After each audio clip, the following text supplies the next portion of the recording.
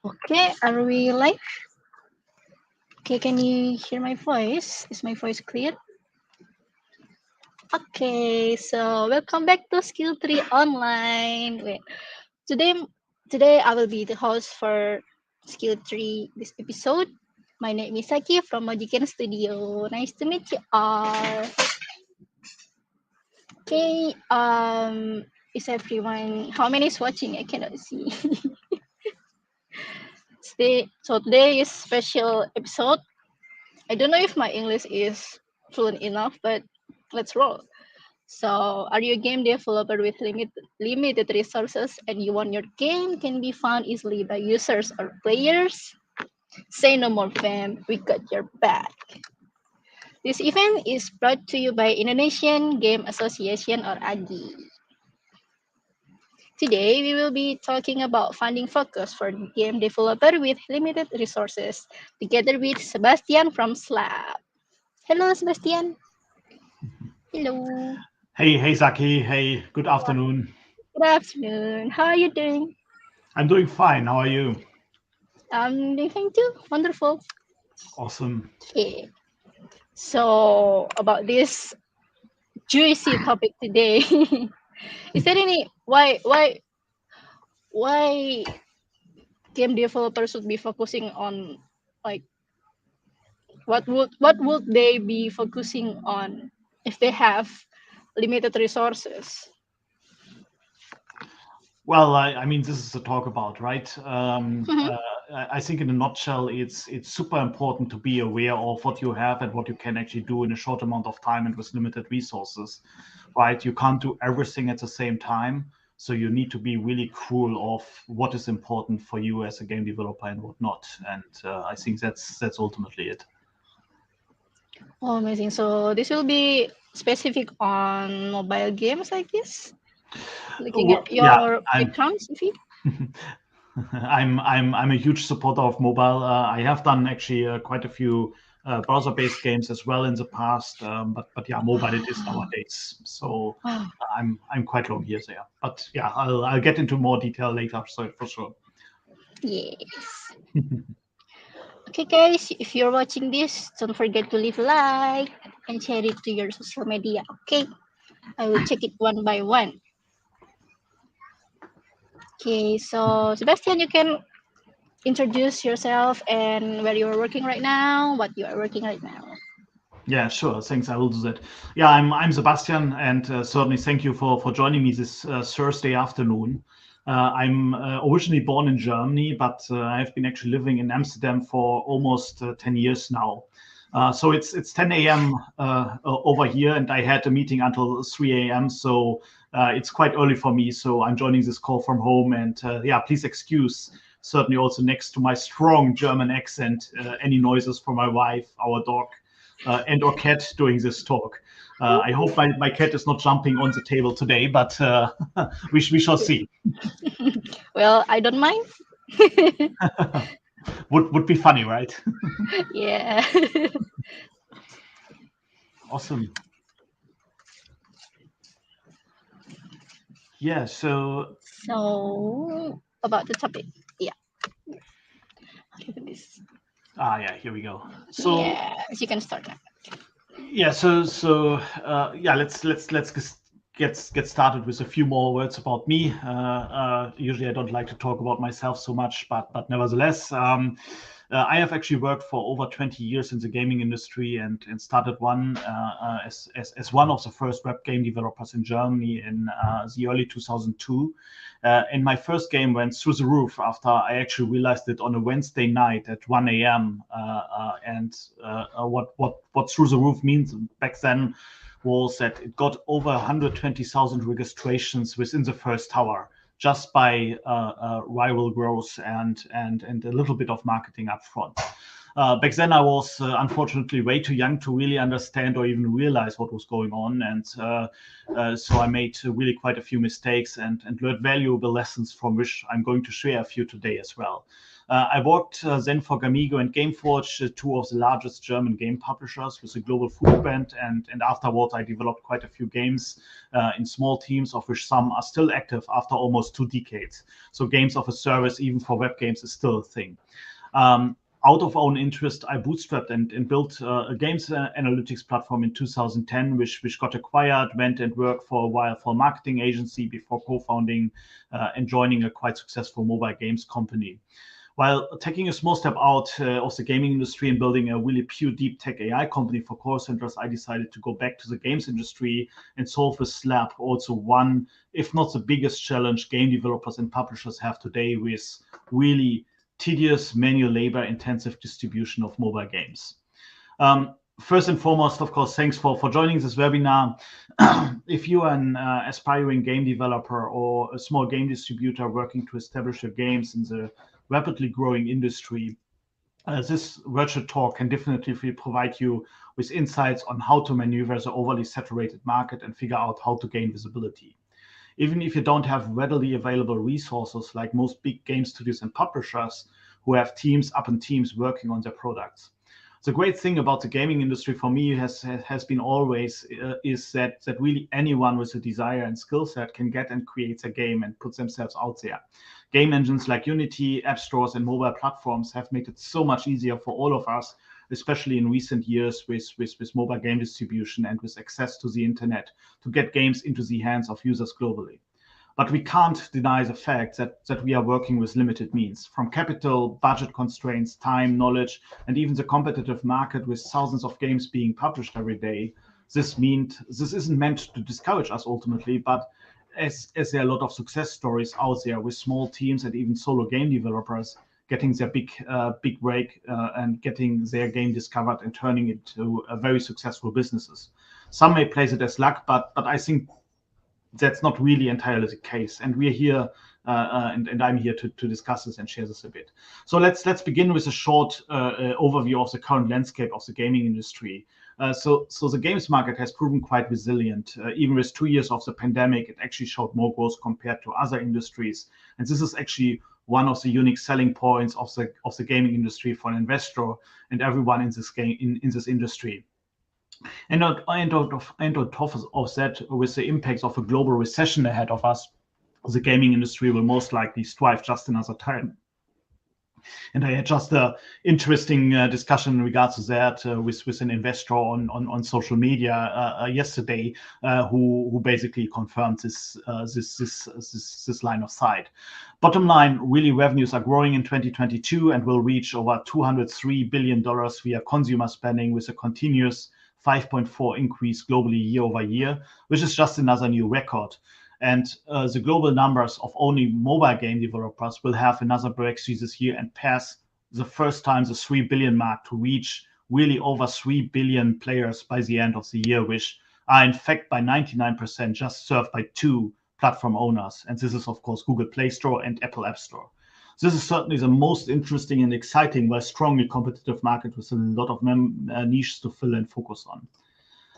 But before zooming in our focus for this webinar, I wanted to point out some noteworthy regional developments, specifically in the Asia-Pacific region, because it's a market we are in, even though we can and should definitively move towards a global reach, which we'll tackle later. But Asian Pacific means the largest games region by absolute revenues. Emerging markets across Latin America and Southeast Asia will be the biggest contributors to mobile's 2022 growth. And this is thanks to increasing access to games and smartphone devices, certainly improvements to infrastructure and mobile internet, and more frictionless and accessible payment options. So now we got this out of the way. Let's get actually to the actual topic and focus on focus. There's no denying that the gaming industry definitely is a market to invest on and create your project. But I've seen from my experience and in mentoring varying stages of game development to studios and game designers, that in their desire to get into the market, end up working on multiple projects, opting to pull all their fingers in various pies at the same time. The mindset of not putting your eggs in one basket is certainly noble and quite understandable, but in this case, with the reality of limited resources, it is absolutely mandatory to focus on one game and work qualitatively towards a single game that can continuously be improved and updated with content that players can play for, can look forward to. Games as a service, ultimately, right? Most games should and have to be treated as service and not as a single on the shelf products to actually make them commercially successful. And this doesn't apply not just to free to play games, but as well to premium games. Um, of course, there's always something to be said about actually making money to build the game, right? And this is something which is always as kind of on the side project treated, or the own games becomes a side project, and then work for hire becomes a typical work of operation. But you should try always to focus on build on your own game first, and then do the work for hire to actually support your own games. But let's get to the next. I want really game developers, especially those that are still getting into the gaming space, to have a mindset of focusing on one idea at a time. This is an idea you will need and be staring at and working on for months on end. And you need to be able to not separate the much needed attention and resources from developing a cohesive and quality game that people will get into. But it's not just one game you need to focus on. You also need to focus on what's important to make it a success. And this is unfortunately, and most of the time, not just developing a great game and putting it on the App Store, but actually also making sure that you understand what's necessary to distribute and publish it. How to attract users, getting your game into their fingers, and identify your core audience and loyal user base, who most likely become your biggest fans and supporters financially and in regards to organic growth. So focus it is. Let's start with that and the question of how we can get actually focus. First, let's start at the beginning, the concept, really the what. Yes, putting all eggs in one basket is very difficult in my own experience. While continuously haunted by self-doubt, it is very easy to shift gears and give up. But the only way I saw it working is to do a lot of tests without even starting developing the game beforehand, to make sure and validate that your idea have a target audience interested. At the same time, it is best to work with a small team of like-minded people, but you need to make sure that every single team member is passionate about the idea, the game, and the approach you're taking. At the very beginning of the ideation phase, you should start with the least amount of work possible to validate your ideas and get feedback. Think of days rather than weeks or months. Forget about often heard doubts like, I'm afraid that someone steals my idea. Then, because the idea, unfortunately, at the end of the day, is nothing, while execution is really everything. Start with a simple landing page, basic artworks, and sharing basic game core loop concepts, simple alpha registration forms, and broad and bullish outreach on social media to potential users and your desired target audience will either follow you and scratches at your door to finally get this game in their hands, or not. And then you know your idea and concept isn't there yet. Once you have this validation, and I promise you, you'll see the difference very easily when your idea and game has legs or it doesn't. If you're still wondering, you're actually simply not there yet. Set a time limit for a specific game idea to avoid doing that for years. But say, okay, let's try it 6, 8, or 12 weeks to get this validation. Also, an important lesson I have learned is not necessarily focus on success metrics, but actually focus on defining when it's a failure. That has been significantly, at least for me, easier in the past. As an example, you can measure like it's a failure if we don't get at least 50 alpha signups within the first 2 weeks of our outreach, or it's a failure if we don't get any comments on our questions and assets. But once you're with an early stage idea, it has a lot of advantages, and it will giving you enough information and validation of your ideas and concepts which you can get stuck on. Inviting the early users of your landing page, who will hopefully start playing the earliest playable alpha versions, will help you directly or indirectly refining your game. And indirectly here means the things they don't ask, things they ask for but actually don't make sense or don't fit into the overarching idea of the future game. Ultimately, this approach refines the idea and game further to answer in detail the most important 3 questions. First one, what game are you making? Ultimately, you have to be able to nail down each and every aspect of the game, down to the very detail from mechanics, design, and the naming sense. People will notice if there's love and care given to a product and it wasn't, sorry for the word, really half-assed. What matters is starting with a laser focus from the very beginning, sharpening up on the project scope, what resources are needed, what is established and available budget. It's putting the realistic and practical expectations and goals that you wish to achieve as producing your game. And here's a quick tip. Ongoing documentation is vital when it comes to game development. So just have something to come back to and keep you on track, keep you focused.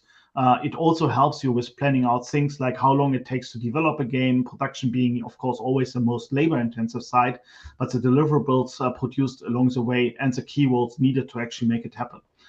Focus also includes understanding and certainly knowing. What is your target market is passionate about is certainly one of the is the second most important question. The people you want to indulge your game, what are they into? What demographics do they fall under? What language do they speak? What kind of culture, gaming and otherwise, do they have? And how does it affect how they interact and receive games?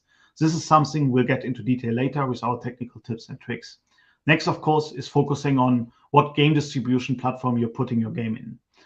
It's tempting for most game developers to have the mindset of the grass is greener on the other side. And what do I mean by this? Most game developers develop for mobile would think that PC Steam is a good platform and vice versa.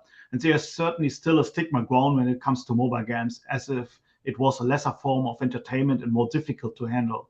But I believe that's only partly the case, especially with the statistics today. So I focus primarily on mobile and encourage everyone to take mobile very seriously and not just build hyper-casual games due to it's just mobile.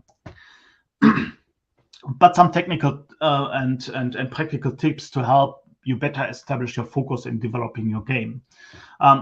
Start creating a simple website, explain the game, do some early artwork. Ask to sign up for prototypes and beta versions. Do some limited marketing. Ask friends and family, share it in communities like Reddit and so on. Book some ads if necessary and if you have the budget, but don't overspend. Start building prototypes of the core game loop. Test it with friends, family, and the early signups. And iterate and test until you as a team or alone, and it's very important that the team building the game is passionate about it and want to work on the game potentially for years to come. But iterate and test, of course, if your users are happy, eager, and want more of what you gave them. Last, of course, is get feedback, right? Measure not in questions of do you like it, but what you add.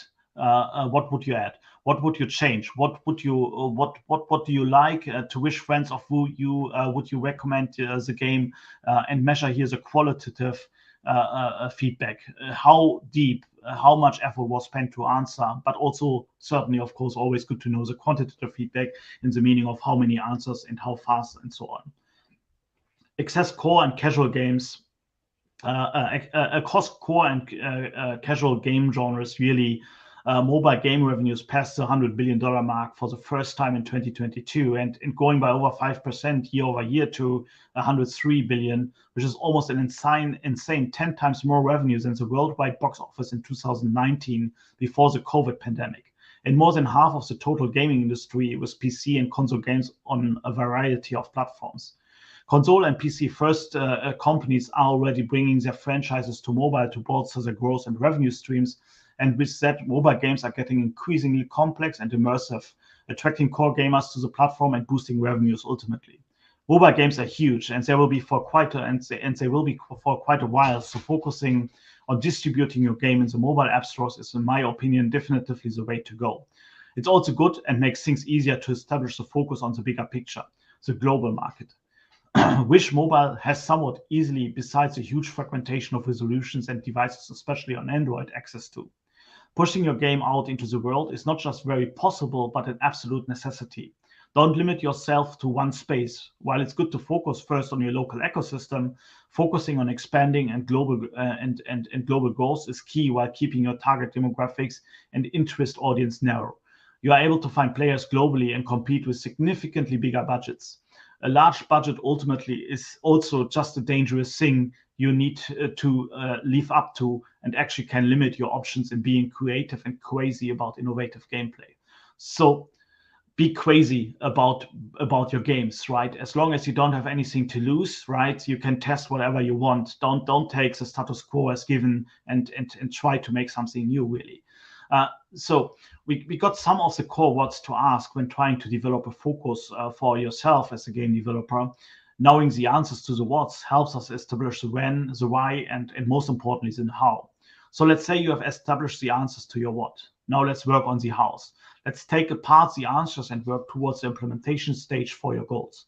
How we can use this focus to make the best game. You know your game has a set amount of resources. You know the scope. You understand your market. At least now who you're catering to with your game and know where you're putting your app. So how do you use this focus, right? Once you've established your house, from project scope, the amount of resources you have, it's time for you to get actually into the zones. And I define the four major zones important for distribution. Well, it's very similar to the original acquisition, retention, monetization, short arm funnel. Under the magnifying glass of distribution, we'll need to take care of the beginning of the funnel more deeply, and it starts really from day one of the game development story journey. So let's focus on the zones, and starting with the Zine zone, going to the conversion zone, followed by the retention zone, and finally the monetization zone. Now, all right, what's the Zine zone? Everything that the user will see in your game with their own eyes. Something that catches their attention is the first zone you will be getting into. Visual text elements of your game are the important aspects in this zone, and something that carries over to the next zones all the time. The two main components of a successful game, assuming you are going mobile and going for the app stores as your game distribution platform, are the textual and visual elements. The textual elements are vital for keyword optimization and for providing quality information about your game. On the other hand, the visual elements in app stores are most crucial for conversion rates and user appeal. The eyes often go to this part of the game and decide already about whether to install or not, following roughly the 3 seconds rule here. Optimizing visuals is super important. Optimizing text, except for the purpose of keywords, is most often and primarily in free-to-play, just improving the last 10%. And not important at all at the beginning, especially at the beginning of the distribution journey.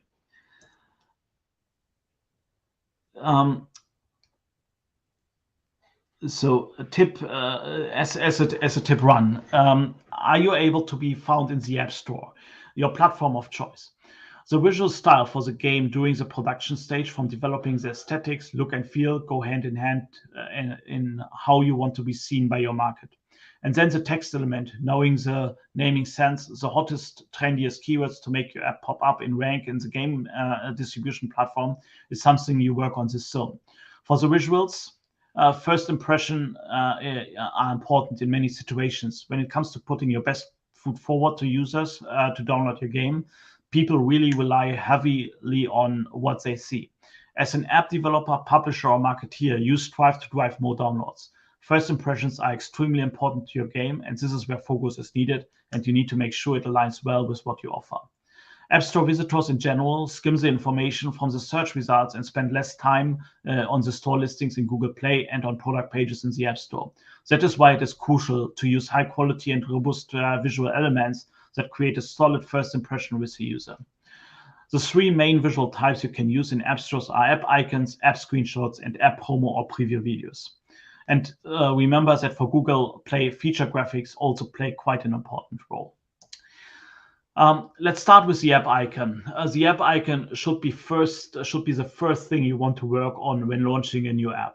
The app icon is present throughout the entire user experience in the app stores, in the search results, top charts, featured apps, and store listing pages. You still want to invest some time in designing a clean and appealing and interesting app icon that represents your brand inside the app stores and on other channels. For instance, social media, paid campaigns, Google search results, and so on. While it's quite difficult to A/B test app icons, there are some ways of getting a good idea what works best for your game. For instance, you can use a different app icon by country or region. You can update the app icon every few days, or you run tests with early versions of your game under a different app ID and name and test different app icons with that.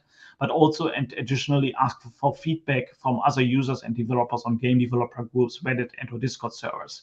There are quite a lot of users out there who actually really want to test and play early stage games and help you build a better game, but be always aware of that they might not fit your best target audience profile.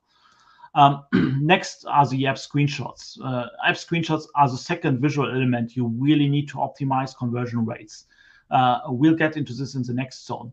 But the app screenshots are essential in the App Store because the first three portrait screenshots are shown in the search results. The screenshots aim to give a visual story of your app, but emphasize the first screenshot because it's the most important one. Use app screenshots to communicate value and your unique piece of the game to the user, simplifying simply and effectively. Include your key messages and match the screenshots with how people use your app. Try experimenting with different backgrounds, alternating designs, messages, and story styles. Again, you will want to A/B test the screenshots and find the option that brings the best conversion rate. Most important, and never forget always, testing. Do a lot of testing to polish and sharpen your focus of your game.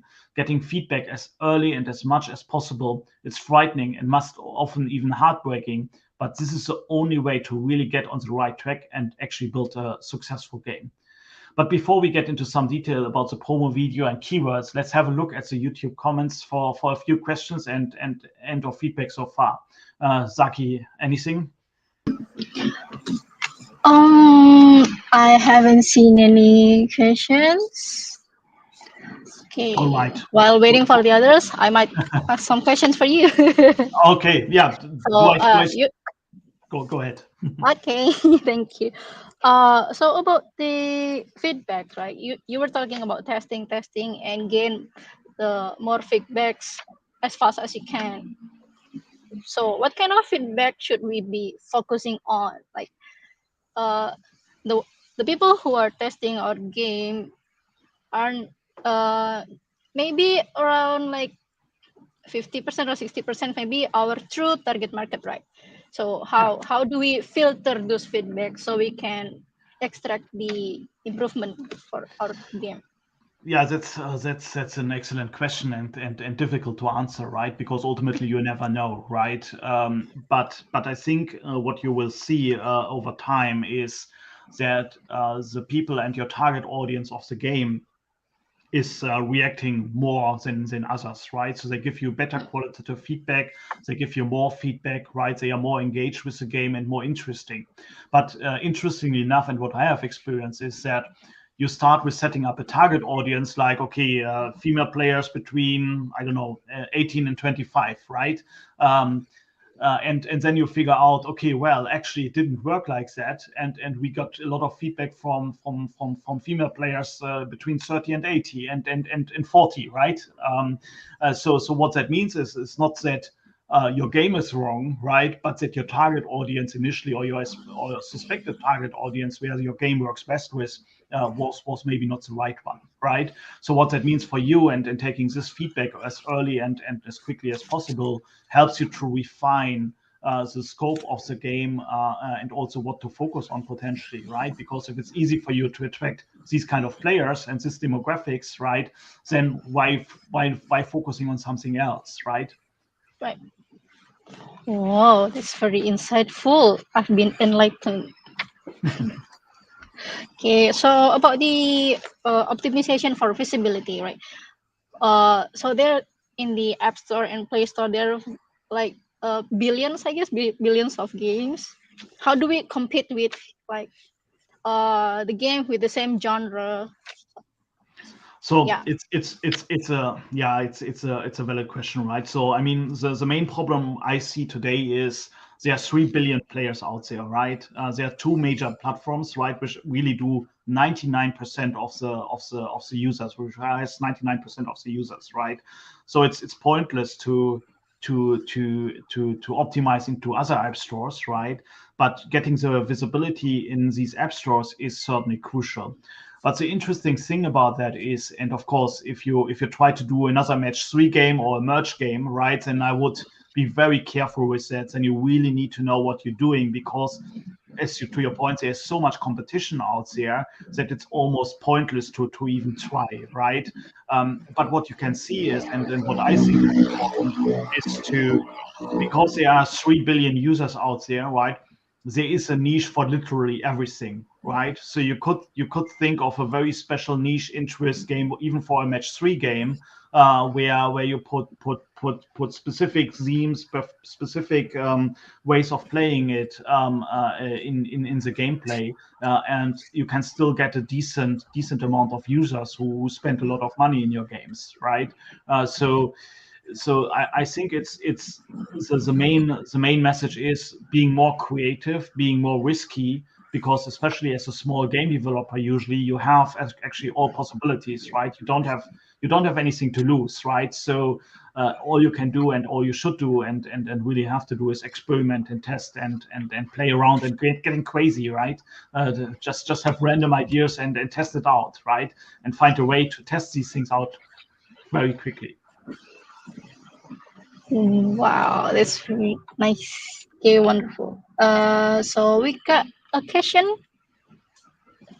Sorry again. There's someone already asked something. Ah, yeah. So from Fajri, he asked, do you have any recommended tools or platforms for beta testing and collecting feedback data?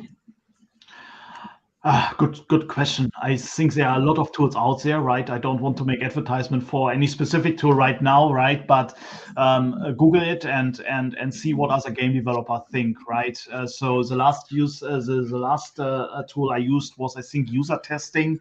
You can find it on Google. Just look for it, and it was quite sufficient, right? But the market moved fast. There are a lot of vendors out there, and there are many solutions out there which are super expensive, and there are many solutions out there which are cheap and actually affordable. So take the best solution suiting your best and where you think you can work with, based on the first view. I think this is my recommendation for any vendor, ultimately. Alright. Thank you, Sebastian. Fajri, apakah sudah puas dengan jawabannya? Apakah mau bertanya lagi juga tidak apa-apa? Okay. So no more questions. I guess we can move on to the next session. All right. Thank you, Zaki. Thank you, Faji, for the good question. So next one is really going further into the scene zone. The app promo video for Google Play and the preview video in the App Store, in the Apple App Store. And this is the last visual element you can add to your store listing. App icons and screenshots are always mandatory, but you can choose if you want to have a video element or not. The video is a trailer of your app.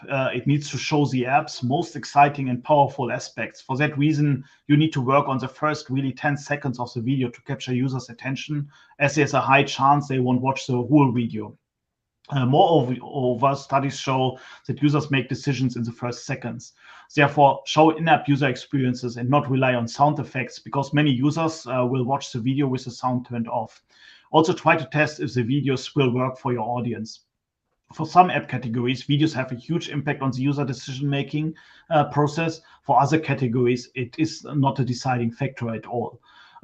Google Play is more flexible compared to Apple, but it's still recommended to keep the focus on the in-app experience. So pushing your game video to the App Store is easy, but you should also consider as a main requirement to use YouTube for video hosting and linking to YouTube from your app description. Ultimately, we recommend having a video no longer than 30 seconds as a first video to show to your users. As mentioned before, the visual elements significantly influence the conversion rates, but other App Store elements can also have a significant impact. For the text, keywords are really the most crucial aspects of ranking in the App Stores. The App Store the App Store's index app keywords in the metadata. More specifically, app title, app name, short description, long description, and the keyword field specifically for Apple.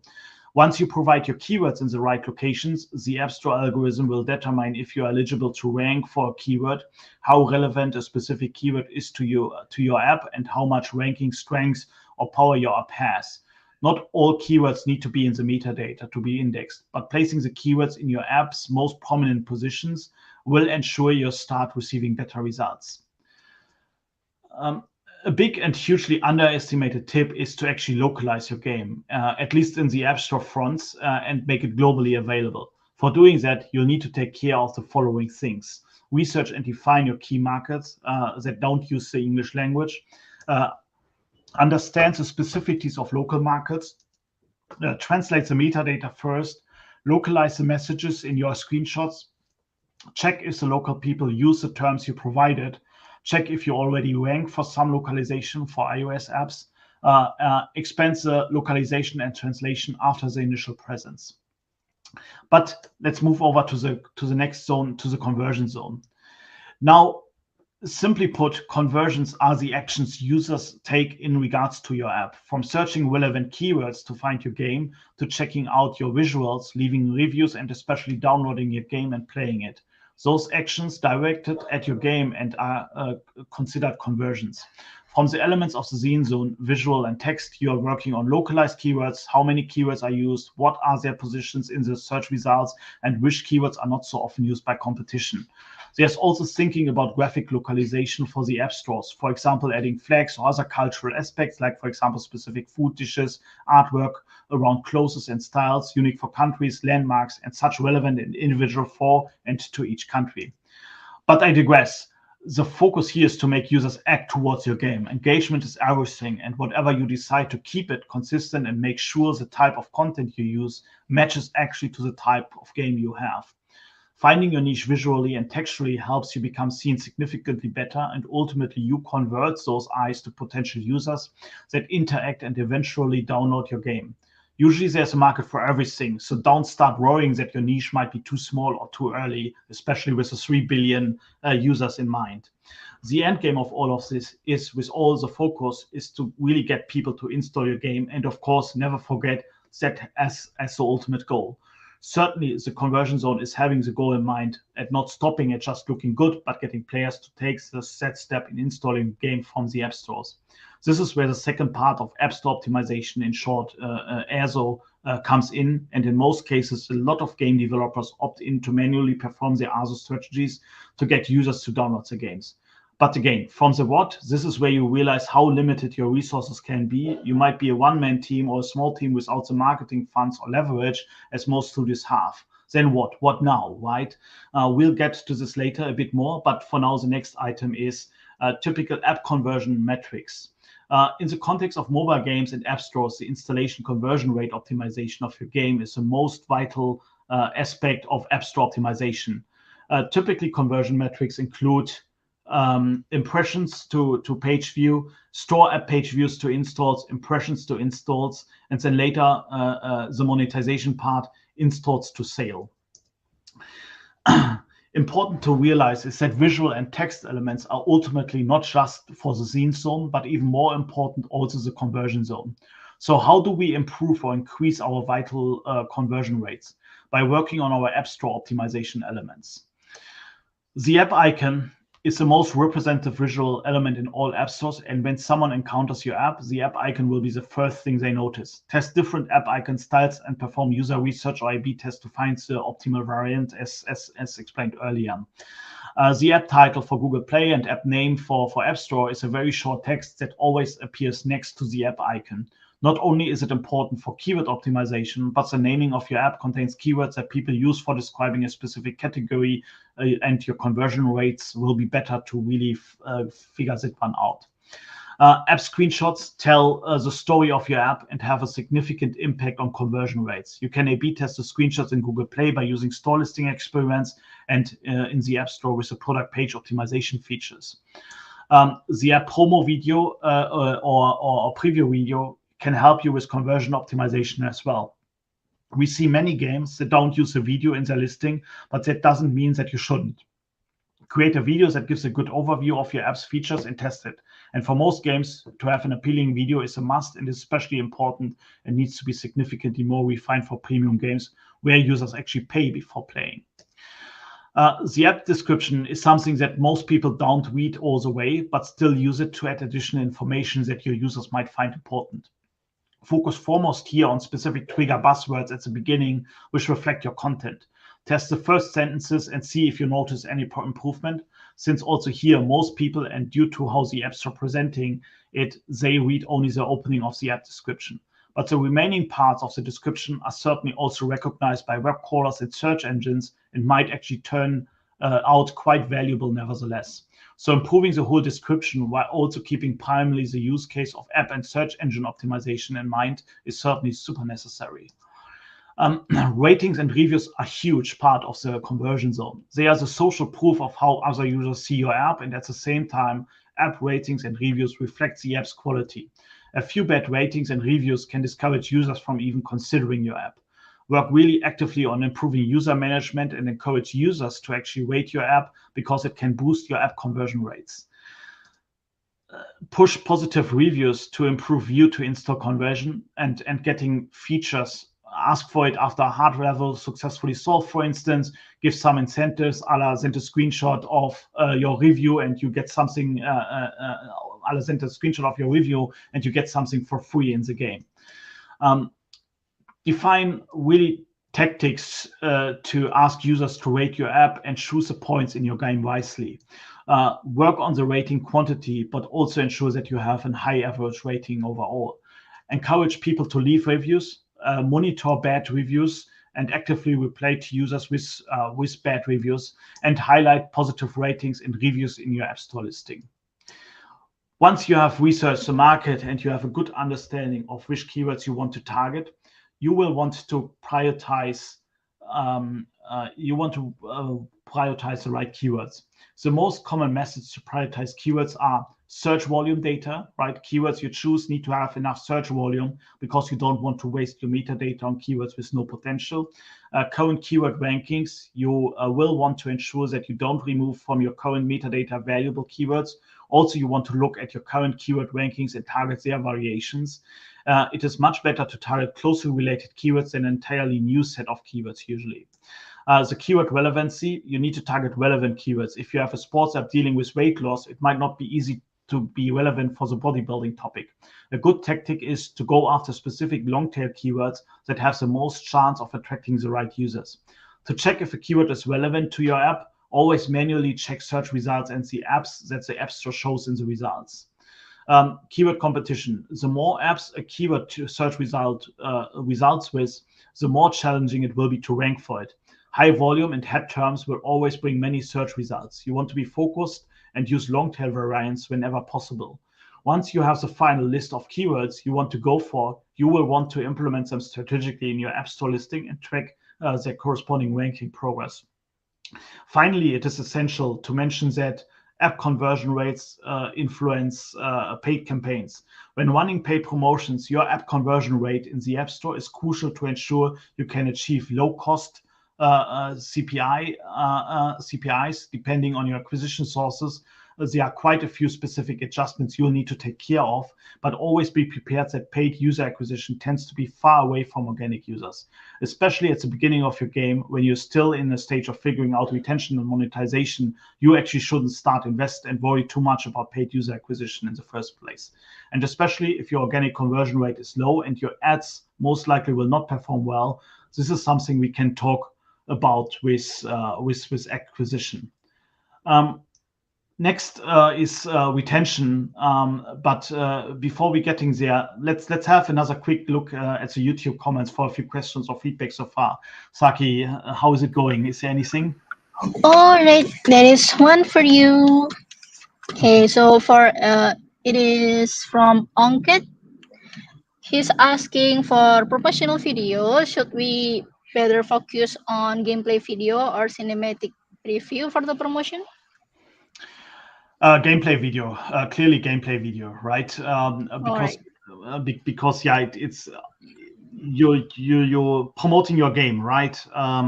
If you're promoting your game with a cinematic, really polished, super great, nice looking video, and you get a lot of installs due to that. But then your game is not looking the same like in the videos, and you get a lot of bad reviews ultimately, and you will get really bad retention KPIs as well, right? So being close to what the user get at the end after installing the app is tremendously important to ensure that your KPI is working well down the road. So, is there any way to share the gameplay video organically? Well, I mean, the old thing is Twitch, right? You can always play your game on Twitch. I think there are a couple of communities where you can actually share your gameplay videos. So I think there are some game developer forums out there where you can sign up and just share and get feedback. Reddit, right, is one of the most interesting forums ultimately to get organic traffic and get also to get users feedback to your specific apps and games. Oh, I see. All right. But yeah, ultimately Yep. the most valuable in my experience, the most valuable source of organic users is actually really the App Store search traffic. So yeah, that has been shown quite resilient, because everything else is still continuous effort to actually get as well. But yeah. Oh, I see. All right. I guess that's pretty clear. As for me, I want to ask about, well, my studio haven't, I think we had once, but I never published a mobile game before. So if I want to make one, how how how do I find these keywords? By the volume data, keyword rankings, relevancy, and competition. Where do I can search for it? Well, there are a bunch of tools there, right? So there's a Google search keyword tool, which is actually for free and gives you a lot of keywords interesting. Wow. This is primarily for Google search traffic, right? But it also actually works quite well for mobile. Additionally to that, of course, right? I'm coming from Slap and I'm working on Slap. We have actually automated this, and I'll get back a little bit later to advertisement in that regard, where you don't even need to worry anymore about this as a game developer. But yeah, I will share a bit more on this later. So for the advertisement part. Well, actually, I'm looking forward to that. I want to know more about this slap game, slap that you're working on. Great.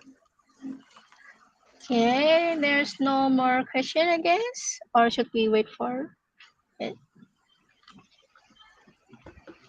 That's fine. Mm-hmm. All right. Yeah, then let's All let's right, let's keep going, I maybe guess. let's move on. Okay. All right. All right. So let's get to the retention zone. Due to the fierce competition, of course, within the app stores and the optimization deficiencies of apps, acquiring and retaining new users has quite become a very challenging problem for any game developer to tackle. And it is supposed to get worse every year. Naturally, developers are looking for ways to increase new users and retention for people to keep their games on their phones and play regularly. For mobile games nowadays, a good day one retention is above 30%. A day seven retention should be somewhere above or around 10%, but this can vary from type of game, stage of the game, and as early you release the first version, as less good it usually will be. But nevertheless, it's always good to have a North Star you should be striving for. I usually ignoring the day 30 retention, especially at the beginning, since it really takes ages to get to these numbers. But everything above 5% is certainly considered very good. However, at the beginning and with smaller amount of players to whom you as a developer are close, this should be significantly higher. Also keep in mind the tips during the scene zone and conversion zone. It is hard to boost an app's ranking organically among such strong competition, especially in the gaming industry. And this is why it's important to know your game from the visual components to the text elements, and to find which of those parts help and keep players on board. Retention and user acquisition are ultimately two sides of the same coin. Game developers and publishers must acquire users to achieve significant growth. But it's also important to retain as many of those users as possible. It is essential to identify which channels are delivering the highest value users so that you can invest in strategies to reel them in and then keep them in game for longer. But a quicker definition of terms. User acquisition is really the process aimed at gaining new users for your game, and can mean either organically or paid. Retention is when users continue engaging with your game over time. but both user acquisition and retention work hand in hand and are focused on increasing your game's discoverability and generating more downloads. There are several ways to drive more users to your app stores. Some of the most common types of user acquisition activities include, of course, paid media marketing, owned media marketing, ASO, app store optimization, retargeting, and re-engagement campaigns. For small game developers, here are some user acquisition methods I would recommend to get you started. The paid media marketing is a promotional technique that usually involves a publisher and/or marketing agency company who then pays a third party to advertise your game. One of the most popular types of paid media marketing are mobile ads in all forms and fashions, which help marketeers promote and drive downloads for the games. But you can do it yourself, have some cost and minimum budgets for marketing agencies, and go to Google Ads, Meta, ironSource, or Apple and book ads there. That's basically what most publishers will do anyway. However, this requires real knowledge, attention to detail, and a lot of manual testing and taking quite a bit of risk to not get anything back from what you have spent. And I'm really talking from my own experience here, using both of this in the past and burned my fingers more than once. ASO, or App Store Optimization, consists of optimizing keywords and screenshots, writing compelling descriptions, and so on, all aimed at boosting discoverability within app stores. This is really the most affordable, if not most effective and valuable method at the beginning, as discussed previously in the zones. And to give you a little bit of a reference, I worked on a game where we solely focused on App Store optimization, and we got from $0 to $100,000 in revenue within a year, and this was really quite remarkable. The next one is, of course, retargeting and re-engagement campaigns, which is all about getting users back who have installed your app before but haven't been active recently. The goal is to reconnect with the users by sending them personalized push notifications or emails that will bring them back into the fold, hopefully as loyal users. I'm not saying you should spam actually your existing users, but you should also not try to get back in touch or attention to your former users. Keep them updated with new releases, send them reminders, try out when is the best time and day for your game, since the impact might vary heavily and also is depending very much on your type of game you're offering to the users. Of course, there are marketing campaigns and paid retargeting campaigns as well, but I will not go into this, and I would not recommend doing this, especially at the early stage of a game. Now we come to a little bit to the advertisement part, Zaki. Did you know that all these tips we've talked about oftentimes are actually done manually? So it can be very tiring and tedious. There are not many tools out there who actually automate this. And this becomes very taxing for a team or certainly a solo game developer who only has a limited amount of time and resources to go through all the retention and user acquisition strategies on their own. And this is really where automated ASO comes in. Automation for user acquisition is really the way to go, especially when resources are limited, especially time and skill set going through understanding the market. So while selecting a solution, you should look at runs and focuses on the following points.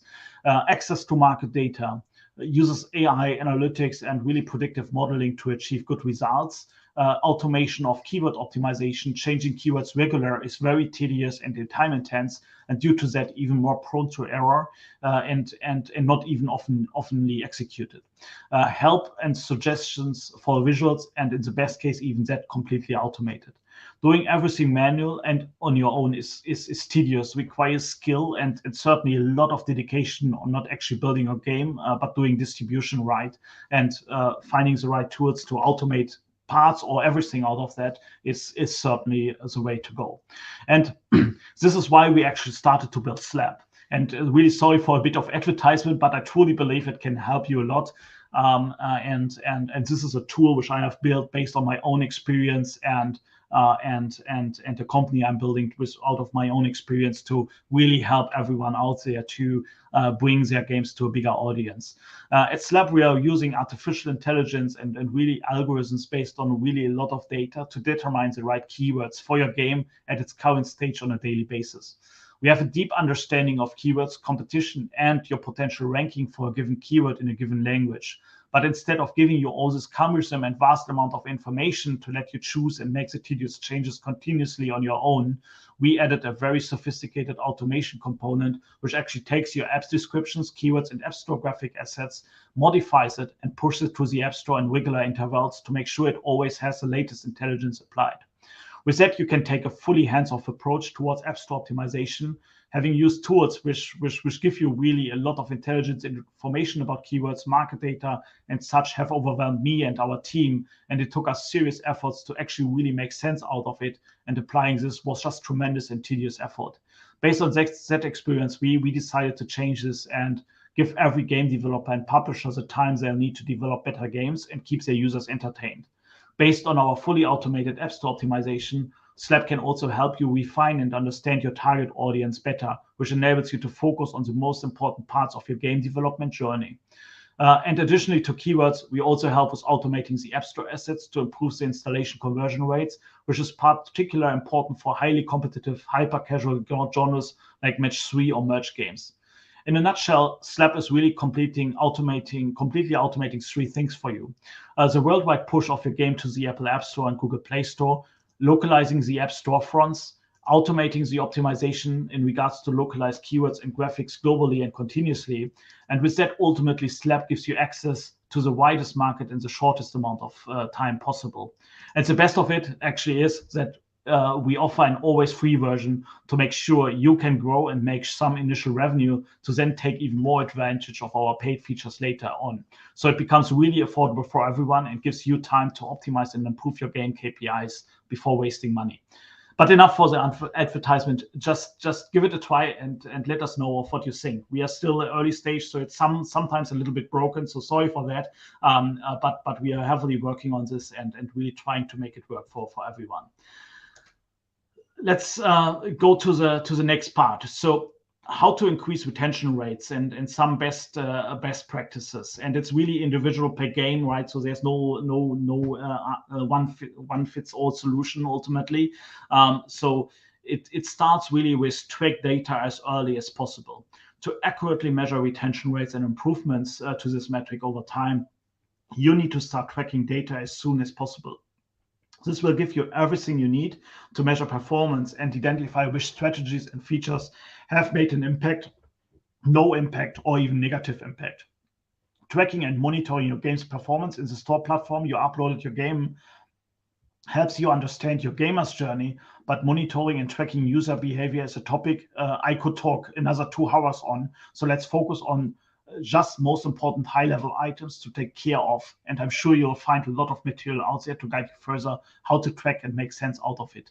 So monitoring should help you mostly to answer questions like what keeps users playing, what is causing them to uninstall or not coming back to your game, and which locations and countries are your user base from, and where do you see the best retention and earn the most.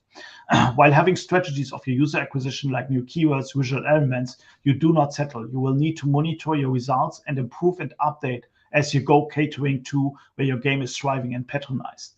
You need to be able to adjust together with your market and work towards content for your game to cater to that. And that's really a daily and continuous task to take care of. Games as a service, ultimately. Of course, it is well known that the most valuable and best players come organically to your game. It's certainly the main objective to ensure that you get found by the audience fitting best to your game, and you need to make sure that the content you developed is tailored specifically for their interest. Feedback and tracking is the best way to ensure that you get the information necessary to make this happen. And there was earlier a question how to get feedback right. One of the things I have done in the early days was just creating a Google form, send a Google form to players once in a while and ask them, hey, give me feedback. You will not get much feedback, but the feedback you get is most likely very valuable and helps you a lot understanding what your users want.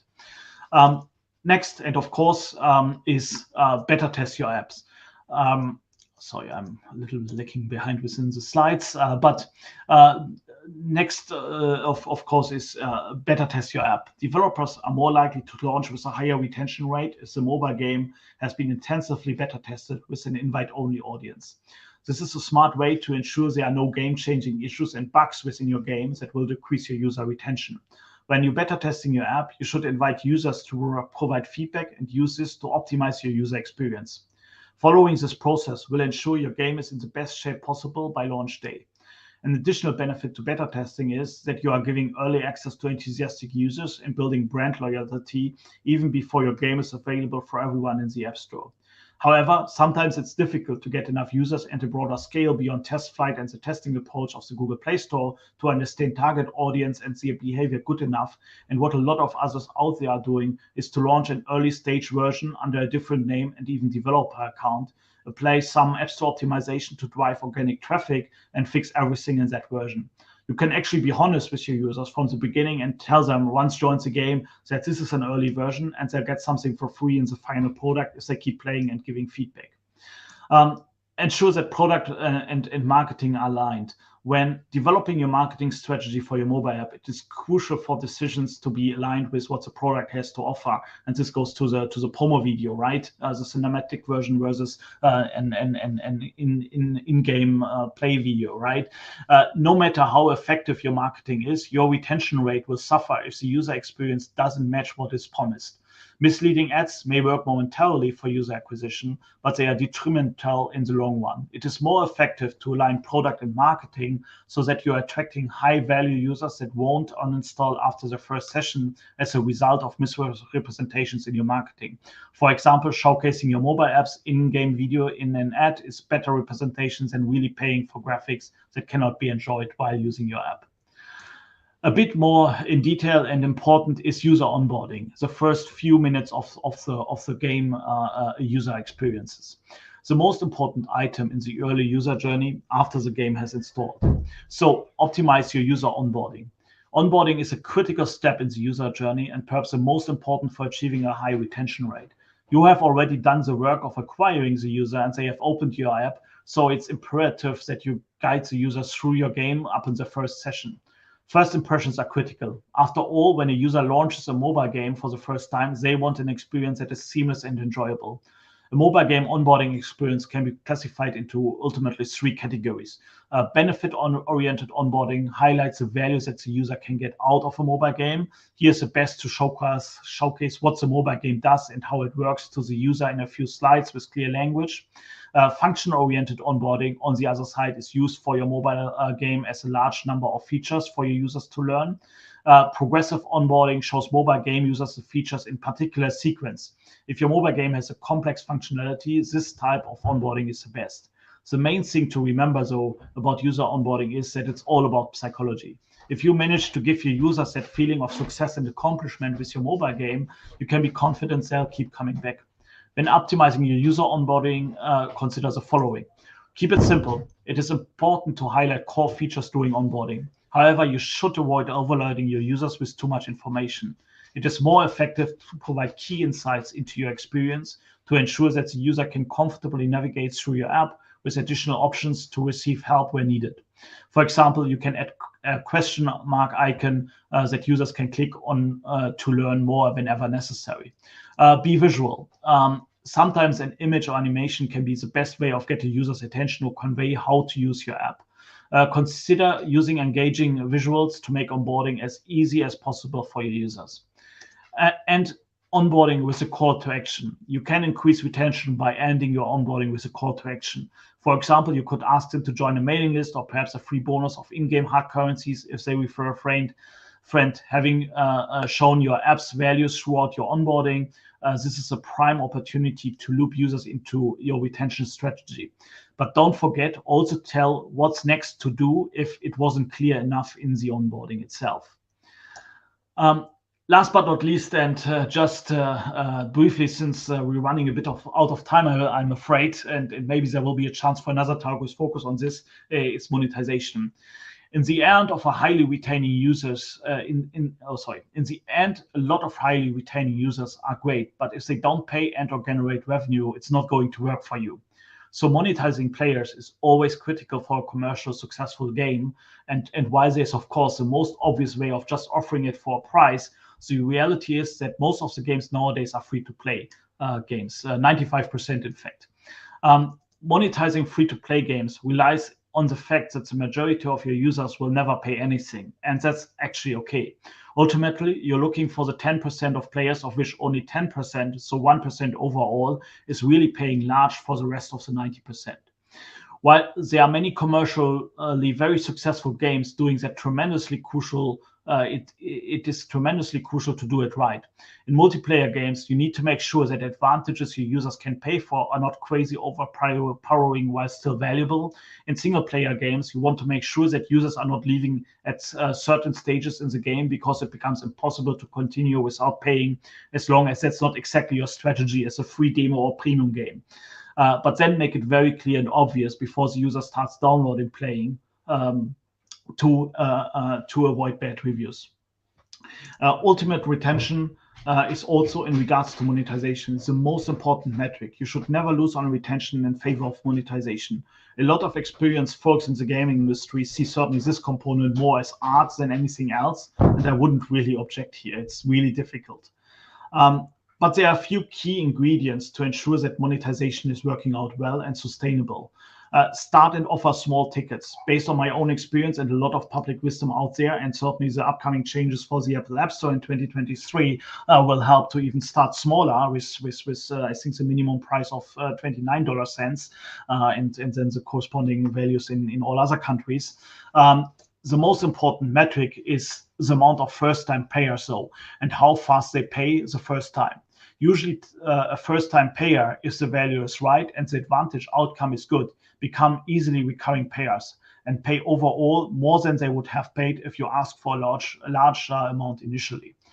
Take the smallest amount possible to charge for in the App Store. If you let them pay directly for a feature or package, or package it with hard currency and do a special offer, implemented into the gameplay at the point of where it is needed, helps most within the first 30 minutes of gameplay, but not before the first 2 or 3 minutes.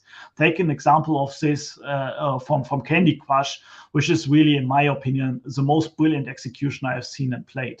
And I didn't play so many mobile games either, but I played quite a bunch, so Candy Crush is really doing it excellent. Encourage and offer time-based offers, but put pressure with ticking time and don't repeat it too often for individual users. Very important to note is so that you should avoid rewarded video ads under all circumstances in the first 30 minutes of gameplay, and never ever show ads to users who have paid within the last 30 days. Rewarded ads as means of payment or monetization without benefits should always be solely for the free riders. The reasoning behind this is super simple. The people who play for free a longer time will most likely not monetize, and as long as they don't deliver value in other ways to the game economy, they actually don't contribute much to your commercial success. But everyone who pays is your most valuable user you want to retain and keep in the game as long and as good as possible. Showing them advertisement is like inviting them to go to your competition and let them pay there instead of within your game. So as a takeaway, and we're coming to an end. The major takeaways are really to focus on one single great concept and idea for your game. Make sure it has been validated and then stick to it. It takes time and energy and a lot of effort to make it a success, but really never give up. Answers the what's to sharpen your focus. What game are you making? What is your project scope? What resources are needed? What is your target market passionate about? What language do they speak? What kind of culture, gaming and otherwise, do they have? What game distribution do I put my game in? And of course, it should be mobile, obviously. Work on hows after answering the words. How does language local affect how users interact to receive the games? How do we get their attention visually? How do we optimize to make sure we are found by our users, our market? How do you make a good impression and make them take the step in downloading the game? How do I keep them playing and not drop off? And how can I do all this without compromising quality and with limited resources? These are a lot of questions you need to answer for your game individually, and it's super important to do that. But and it's really painful to do as well, I know from my own experience, but don't fall back, right? It's really important, and as more as you do it, as better it will be. Answering all of this will help you focus and create the best game that anyone has ever seen and will enjoy. So this is the end. Thanks for listening, and I hope it was somewhat useful, even though the main theme was certainly focused. The amount of topics I have covered haven't been anything but focused. Certainly, you could say that I focused on giving you an overview of what to focus on during the early stage of your game development and distribution journey. Also, thanks certainly to my team at Slab, and especially Mars and Max for doing an amazing job preparing this session with me. Thanks, Lucky. That's it from my side. Any questions? All right. So we got some questions already. All right. Okay, so the first one, let's go back to the conversion zone where we talked about the keyword. So Angkat asked, is the game title also considered as keyword? And if it is considered as keyword, how the best practice to promote it? Yeah, so that's a that's an excellent question. So first thing, there are two different stories to tell, right? The Apple App Store is behaving differently than the Google Play Store. The title is important, nevertheless, right? So it's basically the first thing a user will see when they search for your game. With keywords which are returned in the search results, right? So what you should do is being clear of what your game is offering, right? Making it sounding interesting, and and test it out, right? There's no easy answer to answer this. It always depends on your game and on your specific target audience and the type of game you have. So a lot of testing is the best practice to ultimately promote it, right? And you will find uh, different results on different days. You will find different results on different times of day. So it's really interesting. But I think as more you test, as more clarity you will get of what is a good title for your game and what isn't. I hope that Well, helped. it helps a lot. It's very clear. Thank you. And the next question from Adrianda. To look for beta tester for our games, how to promote it, and from which community or group of people. Is it the media or just random player, or is there any other group or community that we can reach out to be our beta tester? Yeah, I think one of the best communities is certainly Reddit, right? And there are a lot of different channels on Reddit, of course, right? Groups on Reddit. So I think this is a good advice to get early users quickly, right? Creating a website, creating some meaningful description also might drive normal Google search traffic to you already. So these are random players. Then there's something called itch.io, but this is not for mobile ultimately. Then there's yeah, the AGI, right? And Discord channels, Discord servers, where you can basically share your game and ask for feedback, right? What I have experienced in the past is as if you look for communities, and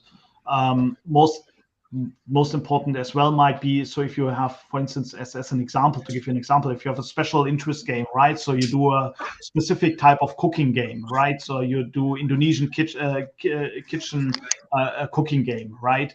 Then it might be useful to actually go also to cooking websites and forums and communities and promote your games there and ask them, hey, I created a game for Indonesian kitchen.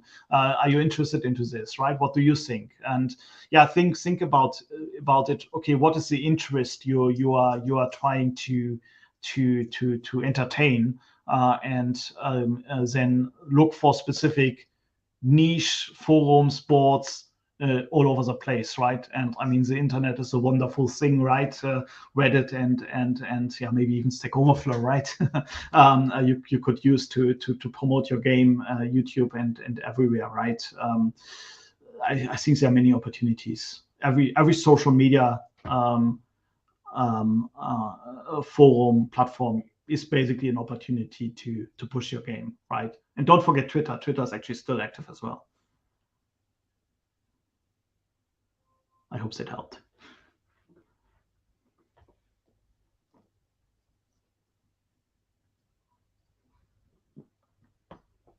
I can't hear you. I think you're on mute, Zaki.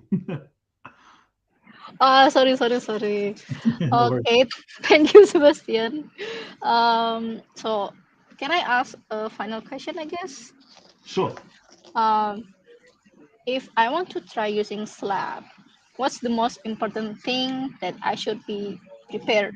Like, is it a prototype? Should I have a prototype first, or So is there so anything else? yeah, so what we require at Slab at the current point of time, and that might change in the future, is an app published and available on the App Store. That's a minimum requirement to get started. But then you can start Slab, and the automation starts and takes over. Oh, okay. So, where I should contact you if I want to try Slab? Well, just Where can I reach you? yeah, exactly. Here we go. Yeah, it's just easy. Go to slap.rocks and click on the register link. It's on the top right. It's a little hard to find from time to time for some, but that's the easiest way to get started. And then you see on the bottom right, you see a chat bubble. Just click there, and me or somebody else of my team will respond to you as quickly as possible. Wow, fantastic. It's so easy. And I love your website name, Slab Rocks. Thank It's very you. cool. Okay, there is no more question from the viewers. Okay, I guess this is the end. Why does it sound so sad? Wait. Well, thank you so much, Sebastian, for your time and very insightful knowledge for us Indonesian game developers. Thank you. I hope it helped, and thanks for listening to a long talk. Thank you, Zaki. No, Thank you, everyone. it's very, if we say here, it's very meaty, full of meat, like That's a my steak. goal. Perfect. Okay, Awesome. thank you so much, Sebastian. See you on other opportunities. For sure. Thank you, Zaki, and thank you, everyone. Bye bye. Oke, thank you guys. Terima kasih sudah menonton skill 3 kali ini. Oke, kami pamit dulu. Bye.